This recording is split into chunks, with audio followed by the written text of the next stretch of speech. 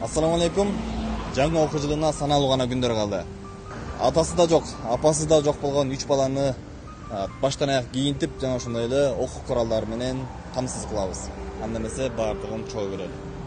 Күйүп жанган жүрөктөн ыйман жолго үйрөткөн, акыйкатты сүйлөткөн пайгамбар Расулаллах.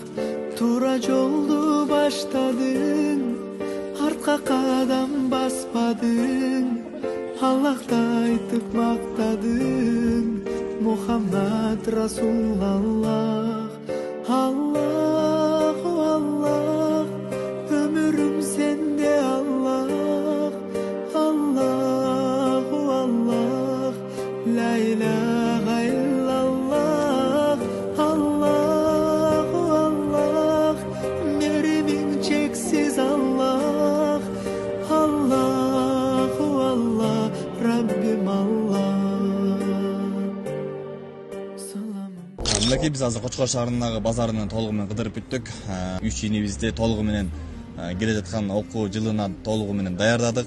Алардын баштан аяк ошол окуу жайга кийилүүчү кийимдерин жана ошондой эле окуу куралдарын толугу менен алып бердик. Алла Таала берген садакаңыздарды, нафакаңыздарды кабыл кылып, акыретте тоодой болгон сооптор менен кайтарган болсун. Сен жөнүндө угам кеп, жалбарабын Кудай деп, бакыт изин көргөзгөн, сен улуусуң Мухаммед.